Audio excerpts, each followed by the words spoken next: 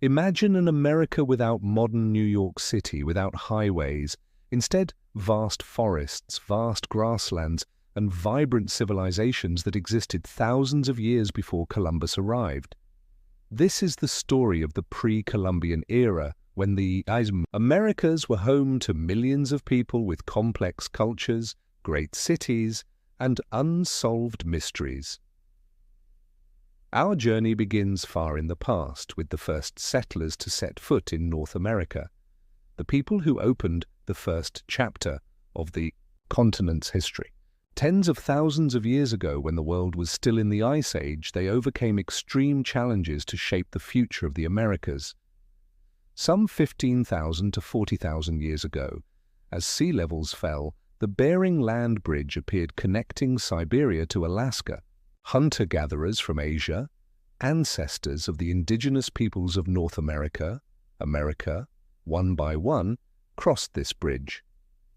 They did not know they were exploring a new continent, simply following the giant herds of mammoths, bison, and deer, their main food source. These early settlers lived in a cold world of ice and snow and vast grasslands. They were skilled hunters, using finely crafted stone spears, such as the famous Clovis points, to bring down the giant beasts. Mammoth fossils with deep spear marks testify to their courage and skill. In addition to hunting, they gathered seeds, roots, and fished in the rivers. Gradually, groups of people spread across North America, from Alaska to the southern tip of the continent. They adapted to every environment: the forests of the northeast, the wind-swept plains, the deserts of the southwest, and the Pacific coast. Early settlements, even those made of temporary huts or caves, left traces in the form of stone tools, petroglyphs, and ancient fires. Around 10,000 years ago, the Ice Age ended.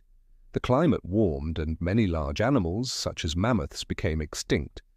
The first inhabitants had to change their way of life. They hunted smaller animals, such as deer and rabbits, and began to gather more. Some groups in the fertile lands tried farming, laying the foundations for agriculture, a turning point that led to later civilizations, such as the Anasazi and Mississippians. Although they left no cities or writing, the first inhabitants laid the foundation for the cultural diversity of North America. They were the ancestors of hundreds of indigenous peoples, from the Iroquois to the Sioux, from the Cheyenne to the Anasazi.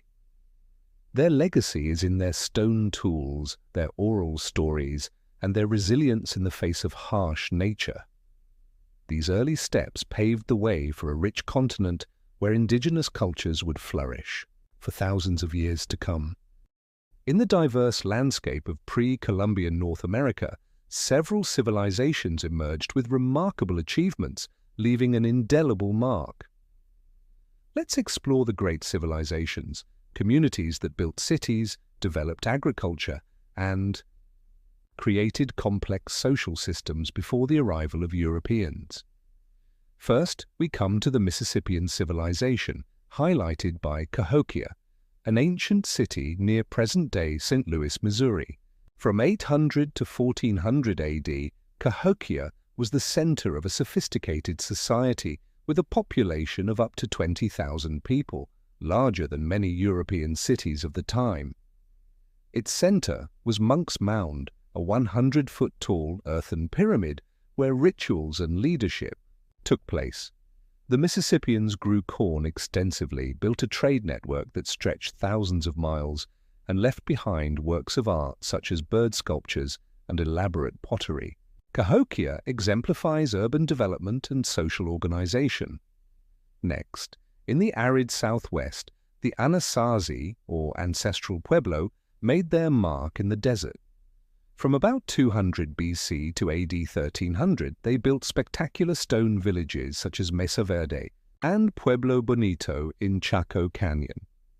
These structures, with hundreds of rooms carved from sandstone, were not only homes but also cultural centers.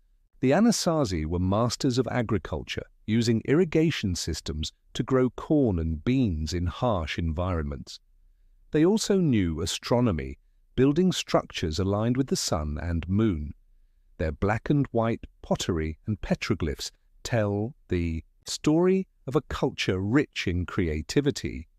The Iroquois, or Haudenosaunee, confederacy in the northeast is a must. Though they did not build cities like the Cahokia or the Anasazi, the Iroquois created an advanced political system by the 12th century, composed of 5 tribes, the Mohawk, Oneida, Onondaga, Cayuga, and Seneca. They formed a confederation to maintain peace with a democratically convened council of 50 chiefs, living in longhouses and growing tri-agriculture, corn, beans, and squash. The Iroquois demonstrated a combination of agriculture and strong community organization.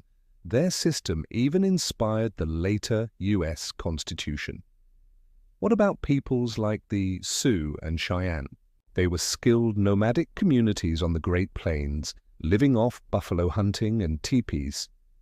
Although they had a rich culture with rituals like the sun dance, they did not build large settlements or complex political systems like the Cahokia or Iroquois, so they are not often called civilized in the classical sense. But their adaptability and free spirit are still an integral part of North American history.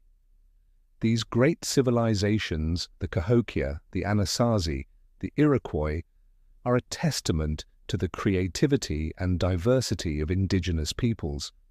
From earthen pyramids, stone cliff villages, to early democracy, they built a lasting legacy that shaped North America on the threshold of the colonial era. Despite their great achievements, not all pre-Columbian North American civilizations survived.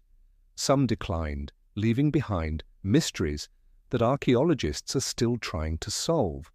Let's explore the demise of these communities and the lessons they taught. First, let's return to Cahokia, the center of the Mississippian civilization.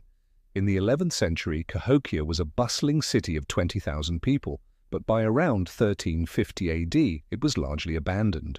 Why? Researchers believe climate change was a major factor.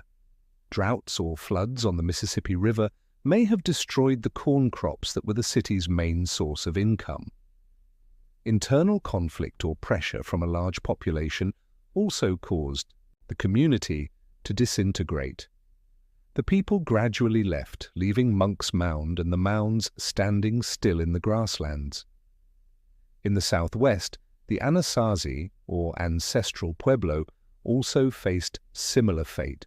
From the 12th to 13th centuries, the magnificent stone villages such as Mesa Verde and Chaco Canyon began to be abandoned. The main cause is believed to be a prolonged drought lasting decades, which depleted water supplies and destroyed agriculture. In addition, the decline of resources such as timber and hunting grounds, along with conflicts between groups, may have pushed the Anasazi from their homeland. They did not disappear but migrated to new lands, becoming the ancestors of modern Pueblo peoples such as the Hopi and Zuni. But not all peoples collapsed in the pre-Columbian period. The Iroquois, with the Haudenosaunee Confederacy, maintained power thanks to a flexible political system and sustainable agriculture. When Europeans arrived in the 16th century, they were strong enough to negotiate and defend their territory. Similarly, the Sioux and Cheyenne of the Great Plains continued their nomadic, adapting lifestyles until they faced pressure from European settlers after 1492. Their decline came later, due to disease, warfare, and loss of land not in the pre-Columbian period. The collapse of Cahokia and the Anasazi holds profound lessons. Environmental change, such as drought or flooding, can devastate even the most advanced societies if they depend too much on one resource.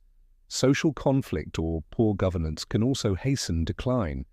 But importantly, while cities were abandoned, the culture and spirit of indigenous peoples never disappeared. They migrated, adapted, and passed their heritage on to future generations. From the ashes of Cahokia and Mesa Verde, we learn that sustainability lies not only in great engineering, but also in the ability to live in harmony with nature and community, a philosophy that indigenous peoples have passed on for thousands of years.